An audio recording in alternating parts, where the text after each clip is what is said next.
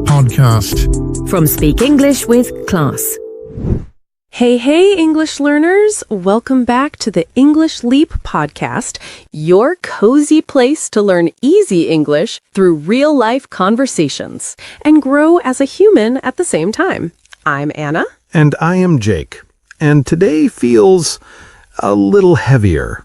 Not in a depressing way, more like honest. Yeah, because if you open the news or even just scroll for 2 minutes, you can feel it. Tension, anger, fear. People arguing like it is a sport. Like Olympic-level arguing. Exactly. And maybe you are listening and thinking, I am just one person. What can I even do? If you feel that, you are not alone.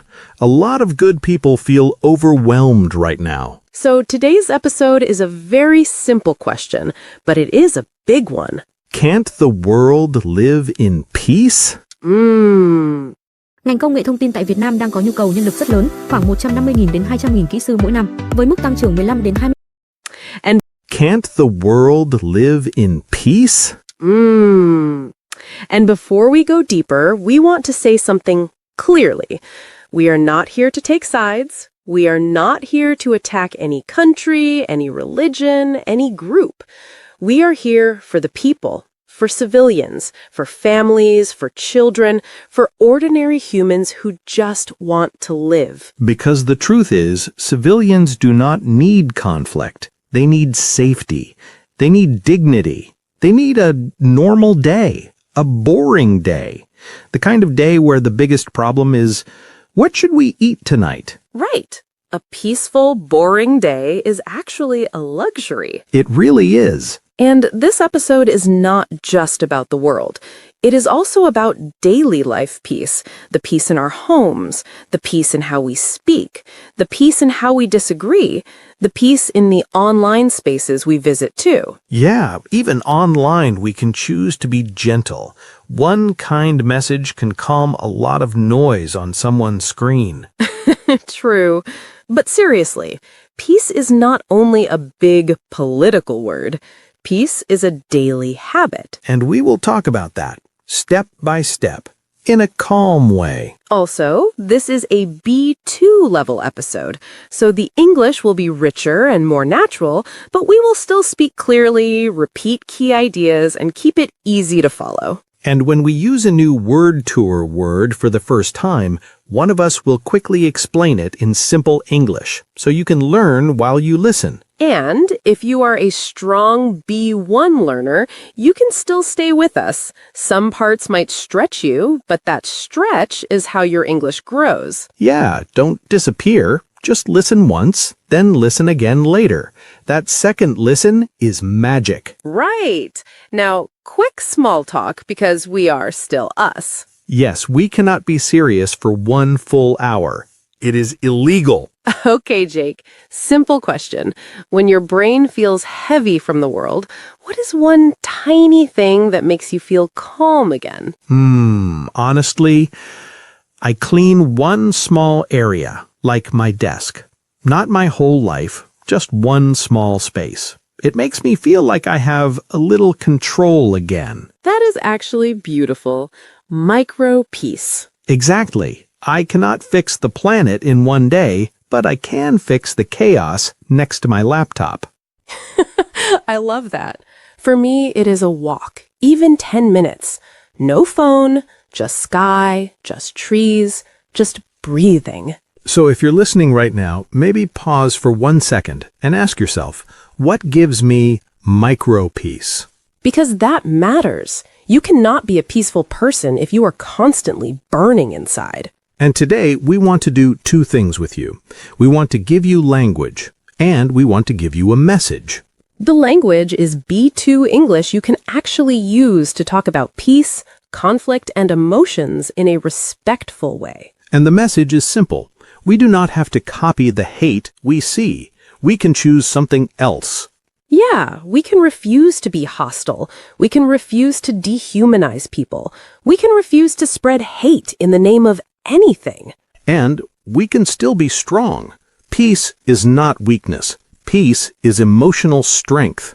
Right. And before we start, a small request.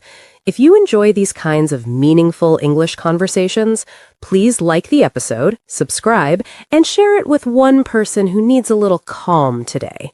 And tell us in the comments, honestly, one thing. Where do you need more peace right now? In your mind, your home, your work, or your relationships? No long story needed, just one line is enough. All right, let's begin, slowly, with the difference between peace as a big dream and peace as a daily decision.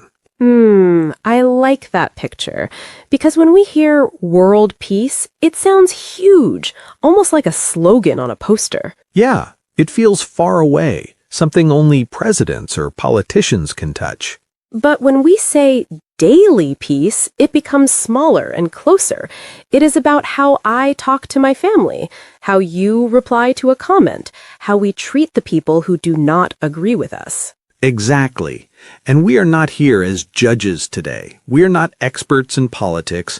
We are just two humans trying to understand and choose peace in our own lives. Yeah, and we know one thing for sure.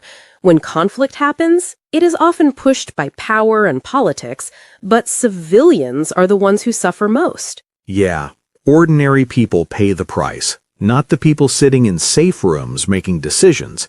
It's families, kids, workers, students. Most people do not wake up in the morning thinking, I want war.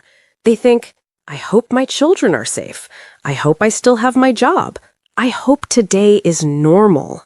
Yeah, they want stability, work, a home, a future. Very basic things. So when we ask, can't the world live in peace?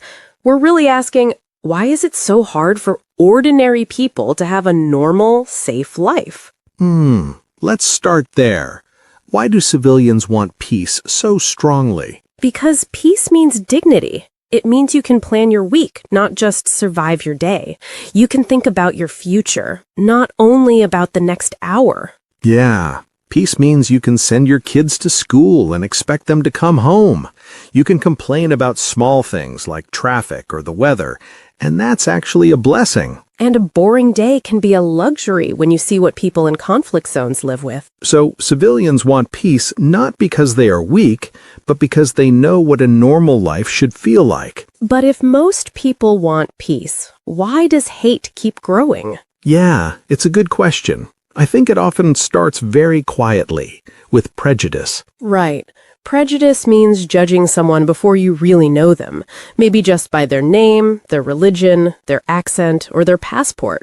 Exactly. You hear one story or one stereotype and you decide people like them are all like this. And if we don't question that feeling, that prejudice slowly grows into intolerance. And intolerance is when we refuse to accept that other people live or believe differently from us. It can sound like they are wrong and they should not live that way. And when that intolerance is repeated again and again, especially in media and online, it often becomes hostility. Hostility is open anger and aggression towards someone.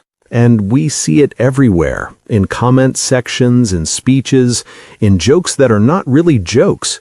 People stop seeing humans. They only see the enemy. And that is scary because once you no longer see a human, it becomes easier to accept their pain. Yeah. And after that, there's another problem. How easily we fuel the fire. Right. And fuel the fire means to make a bad situation worse, like throwing more wood on a burning fire. Exactly. And sometimes we do it without thinking. We share a shocking video without checking if it's true. We post an angry message when we are tired. We enjoy seeing our side win an argument. And every time we do that, we are not just expressing ourselves, we're helping the fire grow. Yeah. Misinformation, sarcasm, childish memes, it all adds heat.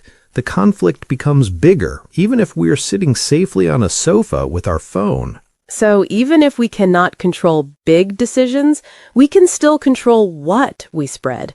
Empathy, facts, and respect, or more fire.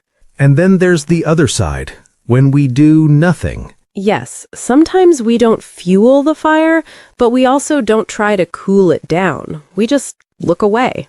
Exactly. In English, we say, turn a blind eye.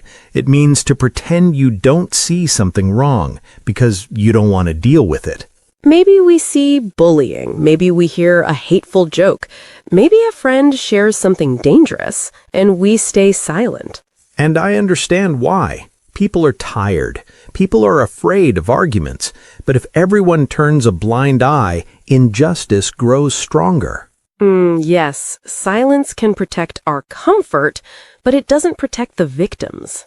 Exactly. And when that silence mixes with hostility, we often get oppression. Right. Oppression means unfair and cruel treatment, usually by people in power toward people who cannot easily defend themselves. It can be physical, but it can also be economic, social, or emotional. It can mean no voice, no rights, no chance to speak. And again, civilians carry the weight. They lose their homes, their jobs, their families, their sense of safety. Yeah, politics may push the conflict, but ordinary people carry the pain in their bodies, in their memories, in their children's futures. And that is exactly why we cannot treat war like a game of my team versus your team. It is not a sports match. It is human lives. Yeah, and there is another hard truth we need to talk about behind that. You mean how people get pulled into very extreme thinking? Exactly. When someone lives with fear, humiliation, and anger for a long time, they can become easier to radicalize. And to radicalize someone means to push them towards very extreme ideas or actions. Right. They start to believe that violence or hate is the only answer left. And that's where extremism grows. Extremism is when beliefs become so extreme that they reject balance, dialogue, and basic humanity. Extremism often promises simple answers. All of the problem is them. If we remove them, everything will be fine. But the world is never that simple. Those ideas may feel strong for a moment, but they destroy peace instead of protecting it. So if hate, prejudice, and extremism can grow step by step, maybe peace can also grow step by step. Yeah, that's the hopeful part. Not only in big agreements between leaders, but in small daily choices between people. Peace in daily life can look like listening carefully before you answer. It can look like respecting someone's pain even if you don't fully understand it. It can also look like saying, I disagree, but I will not attack you. Or, I don't know enough to judge this. And when there has already been hurt, peace looks like reconciliation. Right. Reconciliation means trying to rebuild trust and calm after conflict. It doesn't mean pretending nothing happened. It means choosing not to repeat the harm. And that can start in a family argument, in a friendship, in a community. It's not always huge, but it's real. And the more people practice this kind of peace in daily life, the harder it becomes for hate to control everything. So maybe the question is, what can we actually do today? The two of us here, and you listening, wherever you are. Right. We cannot stop every bomb or change every law, but we can decide what we add to the world. Exactly. We can decide if our words bring more light or more darkness. In English, we sometimes say we need to root out something. And root out means to remove something completely, like pulling a weed out of the ground so it doesn't grow back. So we can try to root out hate from our own language, our jokes, our private conversations. We can refuse to share content that dehumanizes people. We can refuse to laugh at prejudice. We can refuse to let intolerance sound normal around us. And at the same time, we can spread something different: empathy, respect, careful listening, and honest questions. In other words, we can disagree without hostility. We can care deeply without fueling the fire.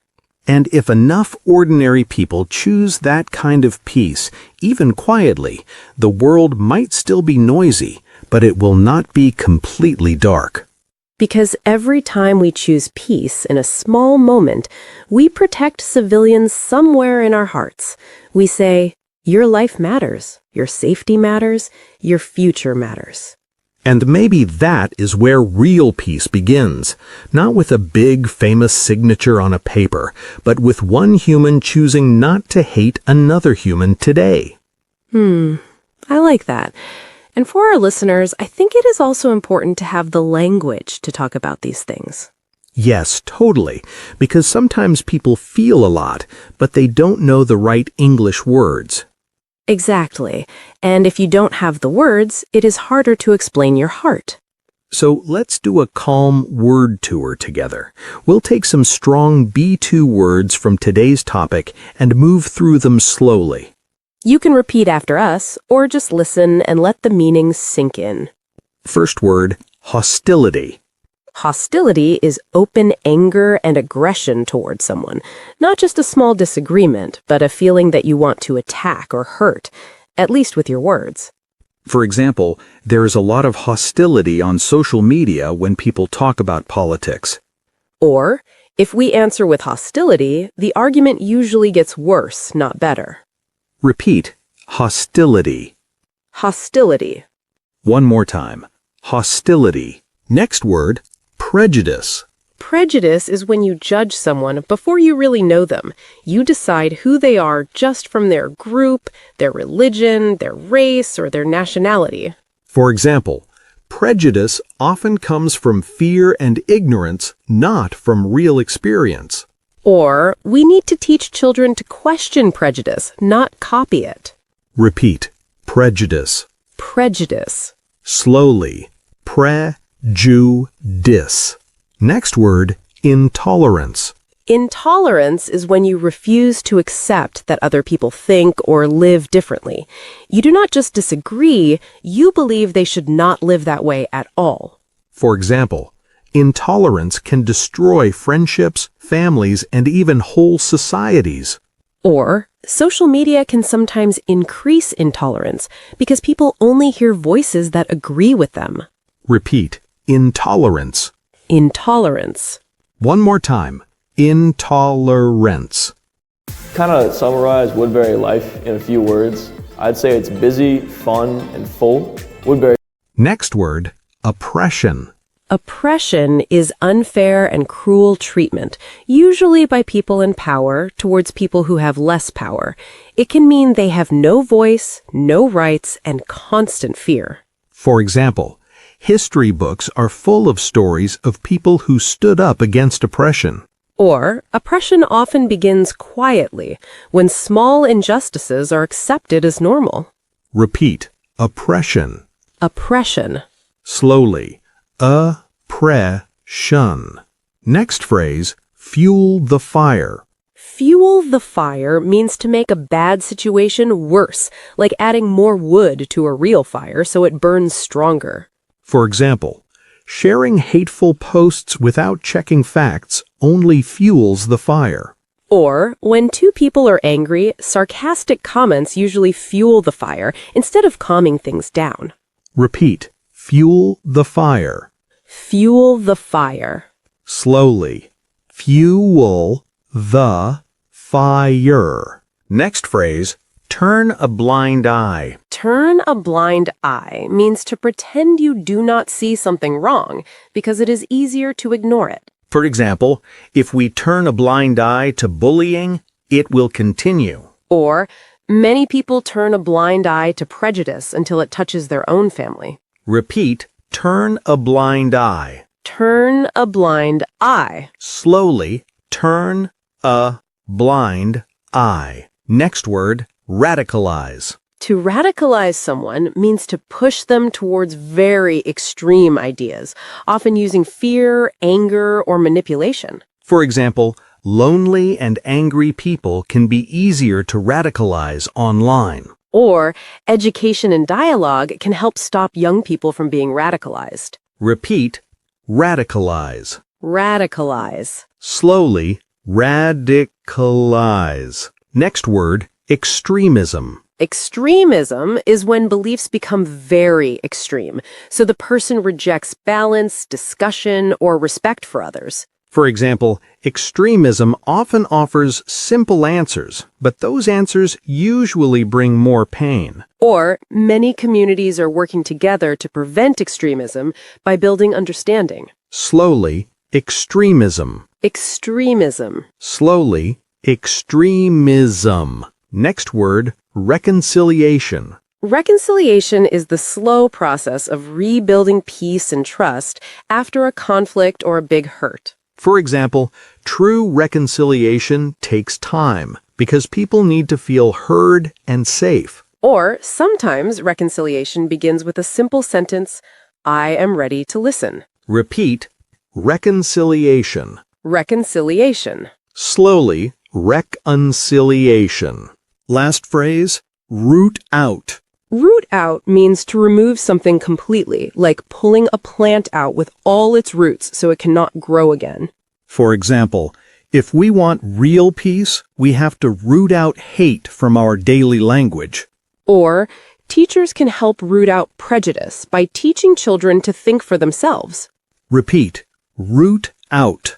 Root out. Slowly, root out. So that was our word tour for today. If you can use even a few of these words to talk about peace, conflict, and humanity, you are already speaking at a strong B2 level. And remember, you do not have to remember everything today. You can always come back, listen again, and use these words when you talk about what kind of world you want to live in. And that is really the heart of this episode. Not just learn English, but use English to speak for peace, not for hate. Yes, because the world already has enough noise, enough hostility, enough people shouting. It needs more calm, more empathy, more people who can say, I disagree, but I still see you as human. Yeah, you might feel small, but your daily choices are not small. The joke you don't repeat, the post you don't share, the kind comment you do write, all of that is part of peace. So maybe tonight, before you sleep, you can ask yourself one simple question. Did my words today make the world a little softer or a little harder? And if the answer is harder, that's okay. Tomorrow is another chance. You can always start again. And if this episode touched you, please like it, subscribe, and share it with one person who also feels tired of all the hate and noise. And in the comments, if you want, write one small sentence. Today I choose peace by, and complete it in your own words. We would love to read those. Thank you for staying with us, for learning these words, and for caring about peace in your own heart. The world needs people like you more than you think. So, take care of your mind, take care of your words, and take care of each other. This is Anna. This is Jake. And you have been listening to the English Leap podcast. Bye!